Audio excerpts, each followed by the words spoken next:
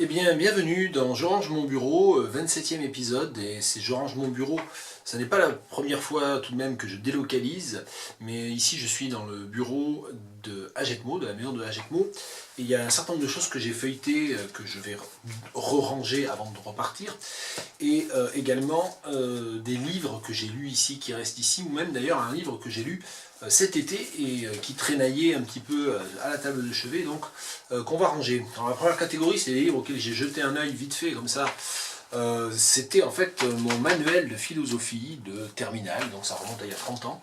Ils étaient très bien ces manuels, c'était chez Hatier, c'était en 2 tomes.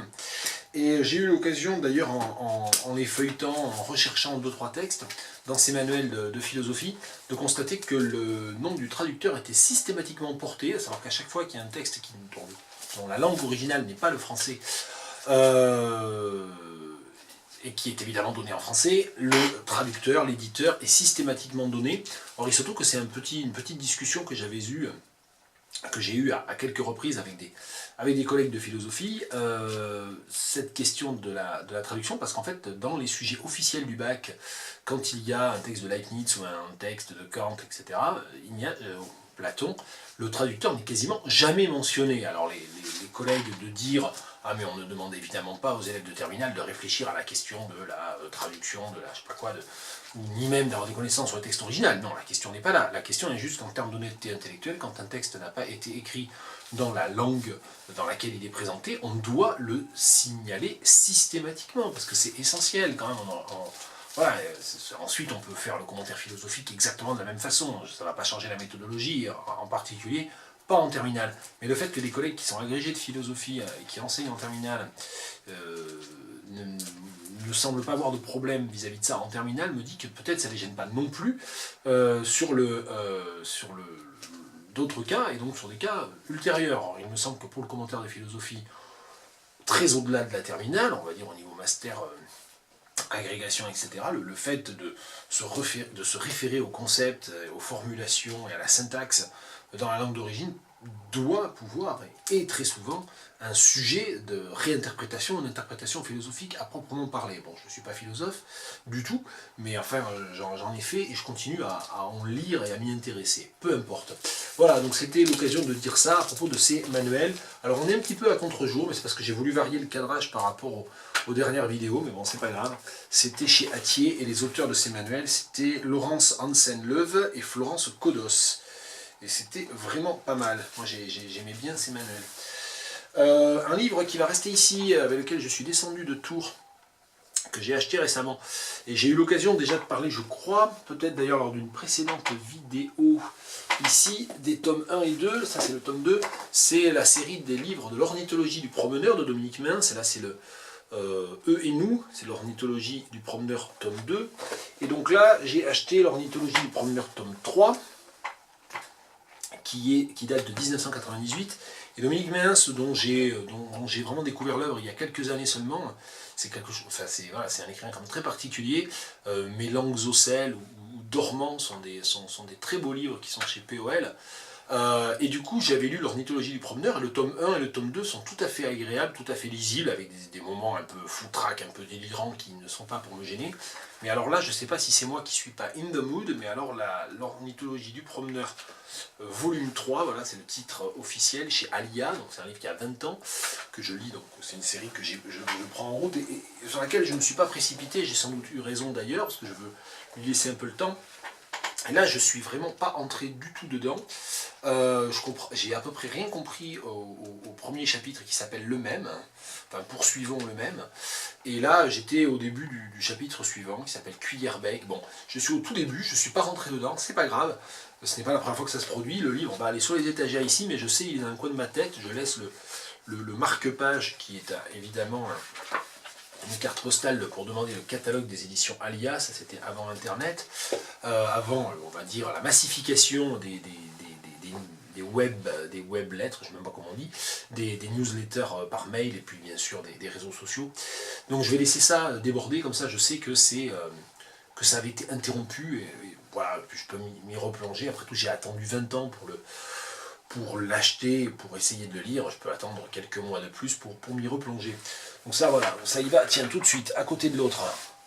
Voilà, l'ornithologie du promeneur, volume 3.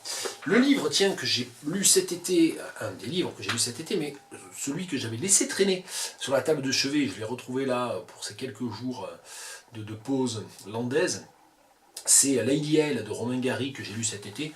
Alors, bon, c'est assez difficile de raconter l'histoire, mais grosso modo, ça commence avec une espèce d'aristocrate richissime qui est devenu une des figures principales du royaume anglais, du royaume d'Angleterre, de la couronne d'Angleterre, de la couronne britannique, et qui décide de faire écrire ses mémoires et de tout révéler sur ses origines. En fait, elle a des origines complètement faubouriennes, elle est française d'origine, c'est une petite délinquante, une petite prostituée qui est montée en grade comme ça de manière progressive, et donc avec des histoires totalement rocambolesques. Donc il y a toute une série d'histoires liées plus ou moins à la pègre et d'ailleurs aux anarchistes, si mes souvenirs sont bons, dans les années peut-être fin du 19e, hein, quelque chose comme ça, je ne me souviens plus très bien de ce point de vue-là.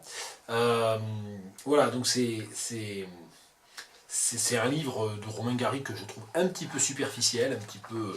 Bon, il y a des pages très très jouissives, mais ça traîne un peu en longueur aussi dans mon souvenir. Voilà, je l'ai lu cet été, c'était voilà, c'était divertissant sans plus. Allez, on va en lire une page quand même pour donner à entendre. C'est la page 126 dans le chapitre 8. L'ambassadeur de Russie était une sorte d'ours maladroit et bon vivant, qui avait perdu au jeu des sommes fabuleuses, ce qui ne l'empêchait pas de mener un train de vie extravagant et de donner des dîners de 100 personnes servis dans de la vaisselle d'or. Il était tombé éperdument amoureux de la jeune Madame de Camoens, il avait sangloté, agenouillé à ses pieds, lorsqu'elle avait refusé de l'épouser, menaçant de se faire sauter la cervelle, ce qui fit dire à Glendale que ce serait bien le premier service qu'il rendrait à son pays.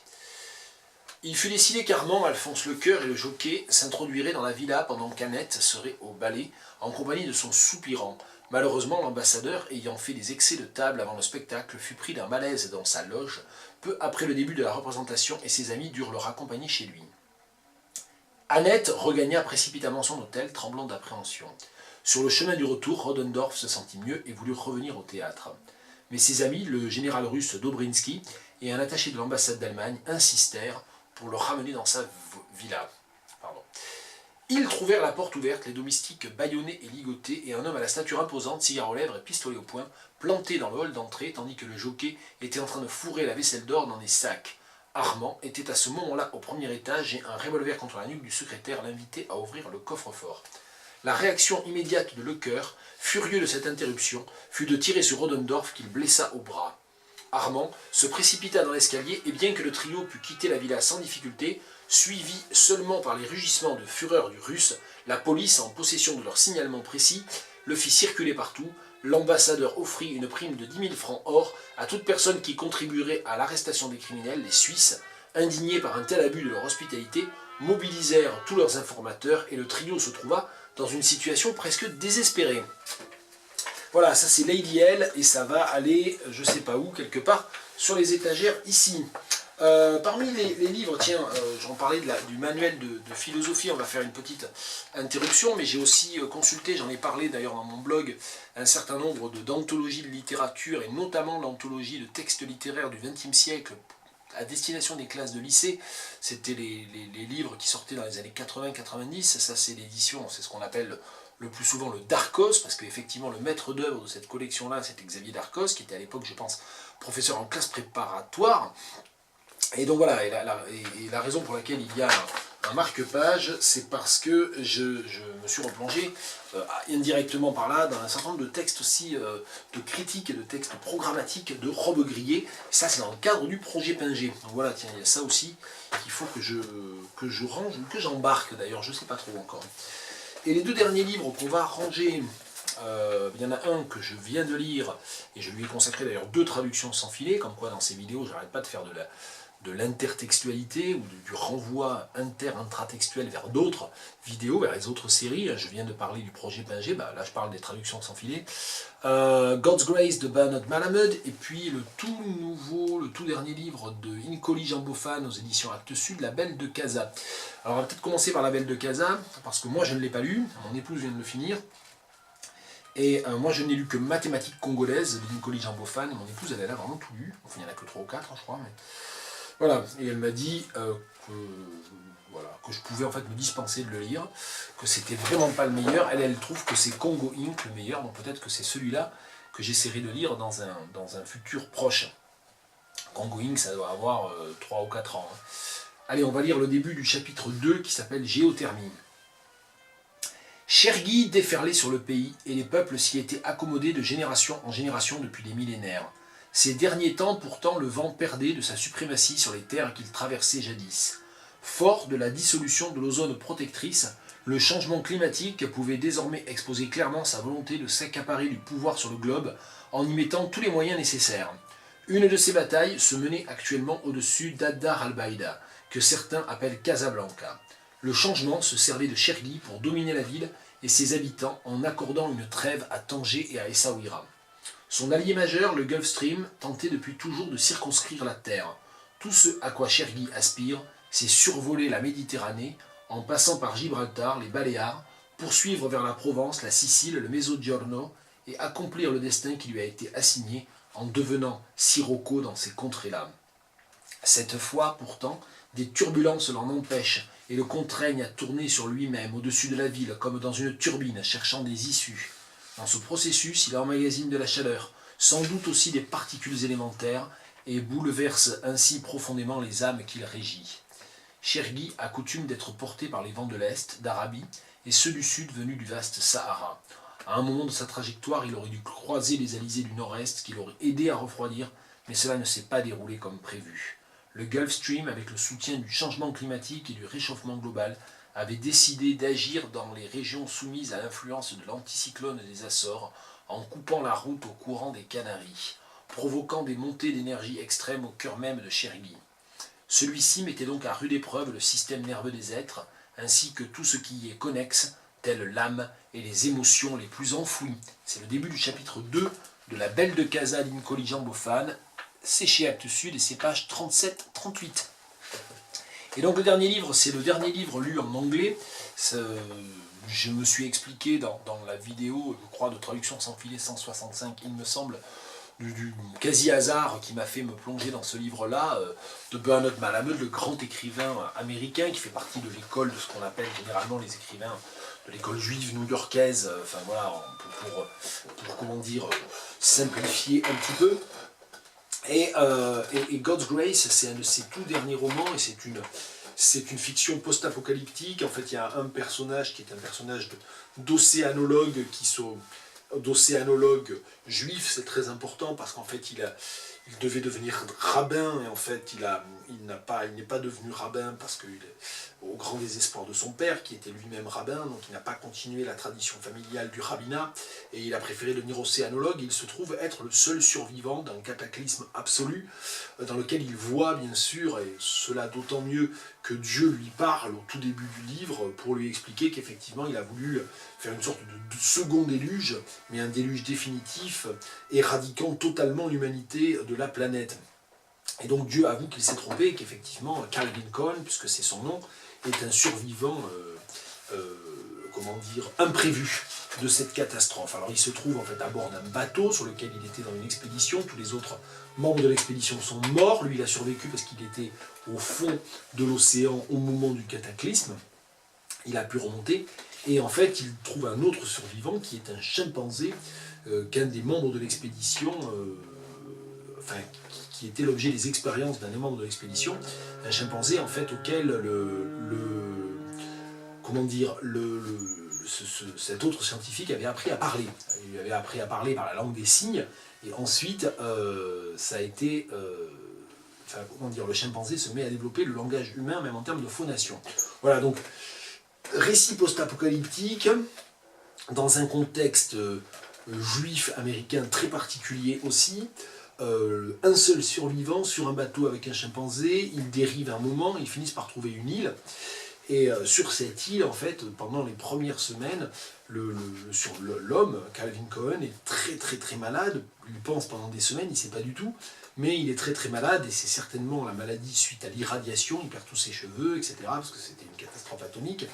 Et en fait, il est soigné par une présence indécelable, il ne sait pas qui c'est qui le soigne, mais enfin, il y a quelqu'un qui quand même lui amène de l'eau, qui lui amène des fruits et qui lui permettent de survivre, puisqu'il est totalement alité, il ne peut pas du tout bouger, il serait mort sinon hein, de cette grave maladie, de cette espèce d'épisode de quasi-coma.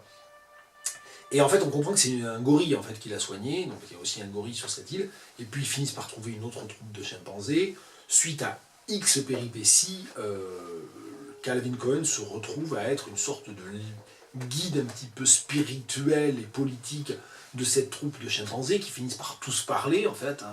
Donc là, il y a des chimpanzés qui parlent. Et voilà, il se passe un certain nombre de péripéties. Bon, c'est assez délirant. C'est très drôle parce que c'est fait de manière extrêmement fine. C'est pas justement une espèce de délire total, etc. Là, le récit est très progressif et propose ça de manière totalement progressive. Mais enfin voilà, il se trouve que la seule femelle qui finit par atteindre sa maturité sexuelle dans ces années-là est amoureuse, refuse les avances des chimpanzés et tombe amoureuse uniquement de Calvin Cohen, qui tombe amoureux d'elle, ils ont un enfant ensemble, enfin voilà, donc c'est une espèce d'hypothèse dans laquelle voilà, l'humanité renaît, après un second déluge, mais avec un seul être humain apparemment, qui se trouve être un mâle, et l'humanité semble se reconstituer à partir des grands primates, et voilà, donc il y a une sorte de nouvelle espèce qui est peut-être en train d'émerger, on ne sait pas trop, et sachant que bien sûr tout le mouvement de Calvin Cohen, c'est pour essayer à la fois d'inculquer des valeurs religieuses et des valeurs morales aux chimpanzés, mais aussi de les éduquer, de leur apprendre non seulement le langage, mais toute la sagesse humaine ou la philosophie humaine et la théologie qu'il y a derrière.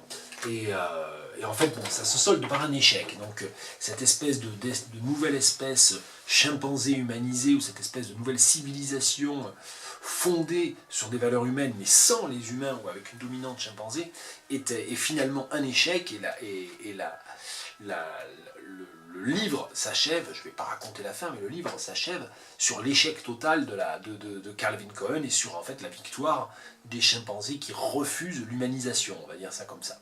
Voilà, donc ça donne un petit peu une idée du cadre général du livre, donc c'est évidemment très intéressant pour des gens qui s'intéressent aux questions de nature et culture, aux questions apocalyptiques, à toute la science-fiction, parce que bien entendu, ça rejoint plein de textes fictionnels qui ont travaillé ce matériau-là. Bon, on pense bien sûr à la planète des singes, mais pas seulement. Donc voilà un petit peu, et c'était un livre qui était très très très agréable à lire, et on va peut-être en lire un extrait. Après tout, j'en ai traduit des extraits dans Traduction sans filet, mais c'est pas une raison de se priver. Tiens, on va lire un passage dans lequel il est question de l'école. Donc